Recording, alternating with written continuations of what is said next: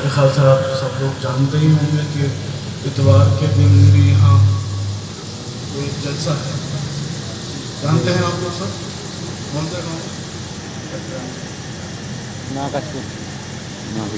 برابر میں اس میں کسی کو بلایا گیا ہے. جانتے ہوں گے آپ لوگ.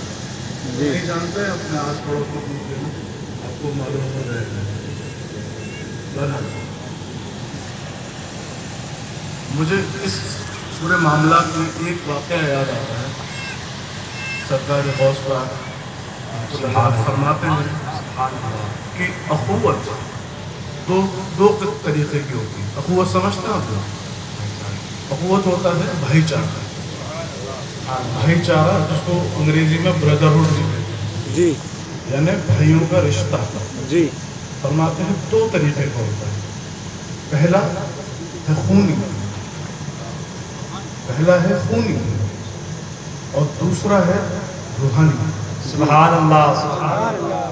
پہلا ہے خونی، دوسرا ہے روحانی. اور آپ نے فرمایا کہ ان دونوں رشتوں میں روحانی اخوت جو ہے وہ افضل ہے. سبحان اللہ.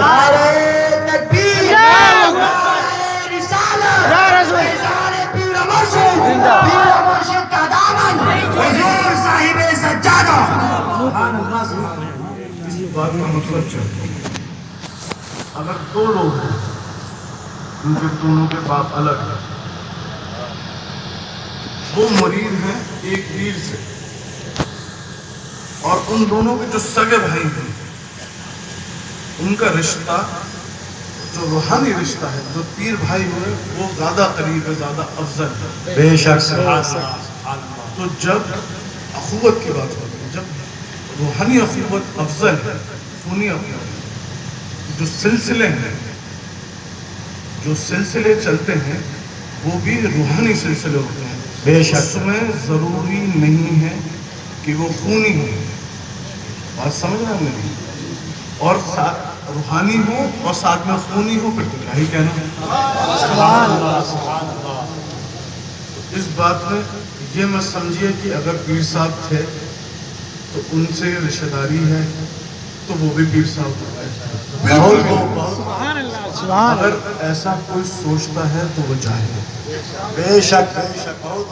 یہ سلسلے ایسے نہیں کہ اسلام میں تو ایک انگریزی کا الفاظ ہے نیپوٹزم جسے بولتے ہیں کہ باپ بیٹا اور چلتا چلا آ رہا ہے. ایسا نہیں ہے.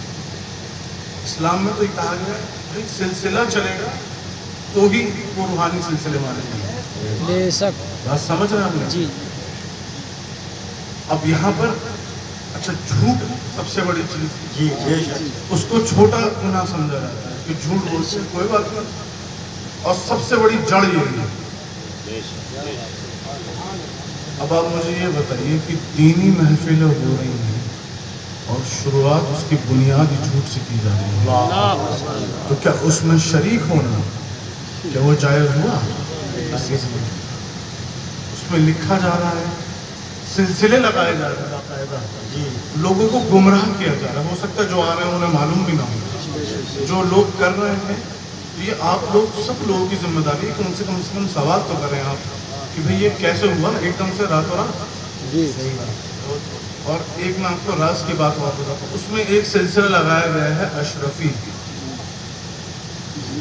اور لکھا گیا ہے کہ سگے بھائی، تو سگے بھائی تو نہیں ہے. اور اشرفی جو ہے معاملہ وہ ابا حضور کے ماموں کے طرف سے. یا رسول اللہ زندہ باد. یہ اشرفی سلسلہ ابا حضور کو ان کے ننیحال سے ملا ہے، جس طریقے سے نظامیہ سلسلہ ہمیں اپنے ننیحال سے ملا ہے. اللہ اکبر. یا رسول اللہ زندہ باد زندہ باد. اور وہاں ننیحالی الگ الگ ہے. تو سب سے بڑا پوائنٹ تو سامنے یہ آ گیا کہ جھوٹ. یہ سراسر غلط بات ہے، لوگوں کو گمراہ کرنا. آپ لوگ معصوم لوگ ہیں، ان کو معلوم ہی نہیں کہ بھئی کیا معاملہ ہے. حضرت کے کوئی رشتہ دار ہیں تو وہ بھی وہی ہو گئے. ایسا نہیں ہے. یہ باقاعدہ اس کو ऐसे ही समझा जाता है, लेकिन एक रिटन कॉन्ट्रैक्ट होता है ये, जो साइन होता है बाकायदा, और तमाम बुज़ुर्गानुद्दीन की महफिल में उनके सामने साइन होती है ये चीज़ें कि हमने अपनी जितनी भी खिलाफत हैं वो आगे दी, बेशक सुभान अल्लाह, तभी इजाज़त है मुरीद करने।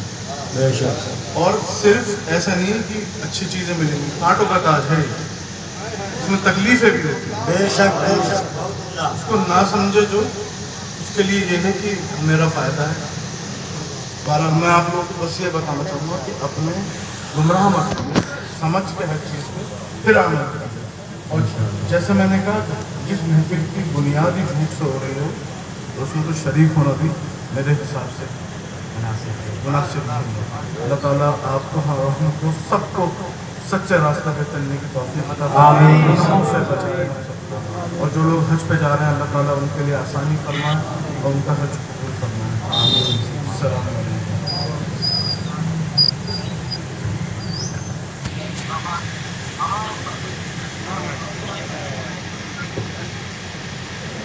हज़रत साहब का हुक्म है कि अभी जो अमरोहा की सरजमीन से आपके खुसूसी खतीब हज़रत मौलाना तौहीद रज़ा साहब